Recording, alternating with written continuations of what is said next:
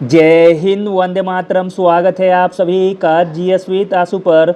आज की one shot की वीडियो बिहार दरोगा में एक सीट कंफर्म कराने वाली वीडियो है। हम केवल 10 मिनट के अंदर ऐसे टॉप 25 प्रश्नों को देखने वाले हैं जो आपके एग्जाम को फतह करने में काफ़ी हेल्प करेगा। अगर आपका सपना है बिहार दरोगा बनकर अपने माता पिता, गांव, मोहल्ले, समाज का नाम रोशन करना, तो आज से ही सेट लगाना शुरू कर दीजिए। वीडियो स्टार्ट करने से पहले आप लोगों से एक ही रिक्वेस्ट है, प्लीज़ वीडियो को लाइक और सेशन ख़त्म होने के बाद किसी भी एक ग्रुप में शेयर जरूर कर दीजिएगा। चलिए शुरू करते हैं और आप लोग भी सोचिएगा अपना आंसर क्या हो सकता है।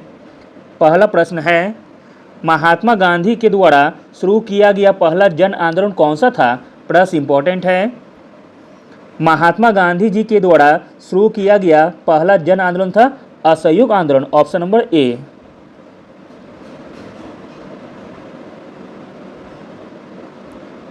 असहयोग आंदोलन गांधी के नेतृत्व में आयोजित पहला जन आंदोलन था। 1920-21 में गांधी द्वारा असहयोग आंदोलन का आह्वान करते हुए महिलाओं को आंदोलन में भाग लेने के लिए बाहर आना पड़ा। असहयोग आंदोलन के दौरान महिलाओं ने शराब की दुकानों पर धरना दिया और उर्मिला देवी और सुनीता देवी प्रसिद्ध महिला आयोजक थी। 4 सितंबर 1920 को कांग्रेस के कोलकाता अधिवेशन में असहयोग आंदोलन का प्रस्ताव पारित किया गया था। अगला प्रश्न देखते हैं। प्रश्न इंपॉर्टेंट है। कोटेश्वर जल विद्युत परियोजना किस नदी पर स्थित है? कोटेश्वर जल विद्युत परियोजना स्थित है भागीरथी नदी पर। ऑप्शन नंबर सी।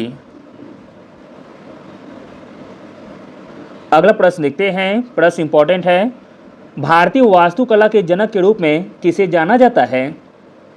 भारतीय वास्तुकला के जनक के रूप में जाना जाता है बीबी दोशी जी को। Option number B.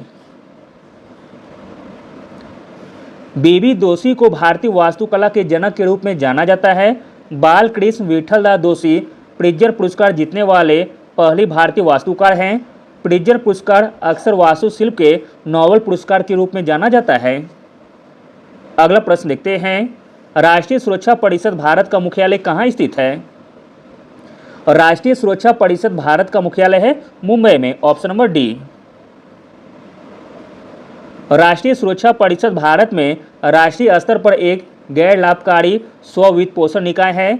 राष्ट्रीय सुरक्षा परिषद का गठन 4 मार्च 1966 को किया गया था। अगला प्रश्न देखते हैं। प्रश्न इंपॉर्टेंट है। बिहार की निम्नलिखित हस्तियों में से किसे 52 बूटी कला में उनके योगदान हेतु पद्मश्री पुरस्कार 2023 के लिए चयनित किया गया है? राइट आंसर हो जाएगा ऑप्शन नंबर सी, कपिल देव प्रसाद जी को। अगला प्रश्न देखते हैं। ग्रेट कैनियन किस देश में स्थित है? ग्रेट कैनियन स्थित है संयुक्त राज्य अमेरिका में। Option number D. अगला प्रश्न देखते हैं। भारत के प्रथम साम्राज्य निर्माता के रूप में किसे जाना जाता है? भारत के प्रथम साम्राज्य निर्माता के रूप में जाना जाता है नंद वंश को। Option number B. नंदों ने 344 ईसा पूर्व और 321 ईसा पूर्व के बीच मगध साम्राज्य पर शासन किया।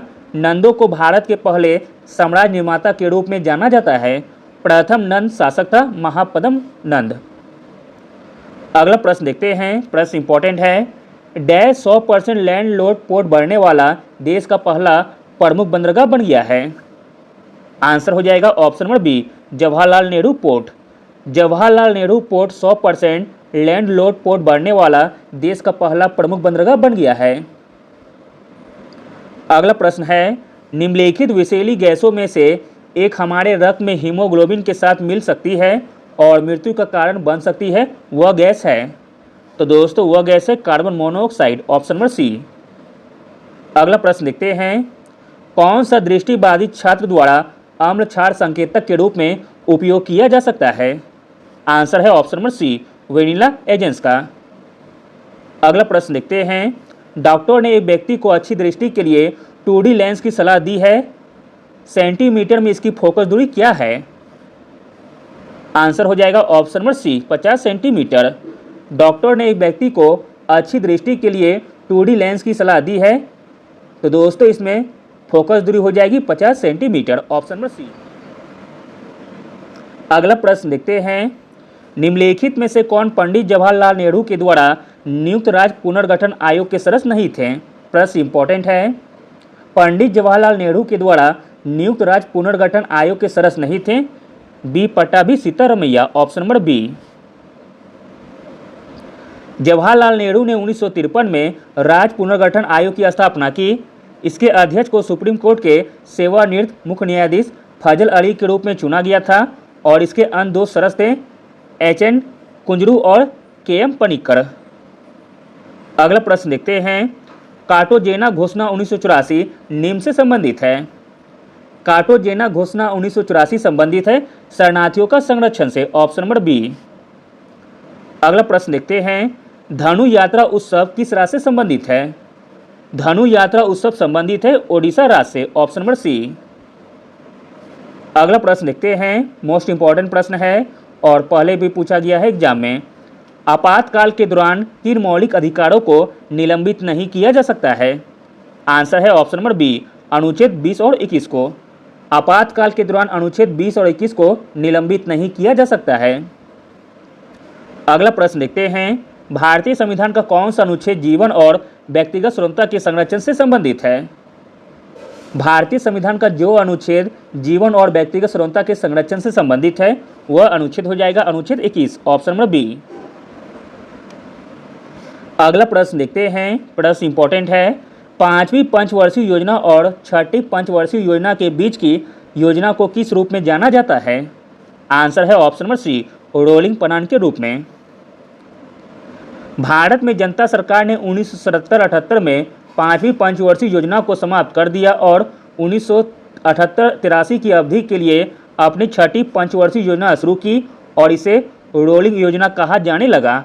भारत में रोलिंग योजना 1978 में शुरू की गई थी। रोलिंग योजना की अवधारणा गोनाल्ड मिडल के द्वारा गढ़ी गई थी। अगला प्रश्न देखते हैं, प्रश्न इंपॉर्टेंट है, महात्मा गांधी की नई श्रृंखला में 50 रुपए के नोट का आधार रंग क्या है? महात्मा गांधी श्रृंखला के 50 रुपए के नोट का आधार रंग है प्रदीप नीला, ऑप्शन नंबर सी। अगला प्रश्न देखते हैं, निम्नलिखित में से कौन ब्रिटिश भारत में भारतीय सिविल सेवा में भर्ती होने वाला पहला भारतीय था? प्रश्न इंपॉर्टेंट है, ब्रिटिश भारत में भारतीय सिविल सेवा में भर्ती होने वाला पहला भारतीय था Satyendranath Tagore, option number A.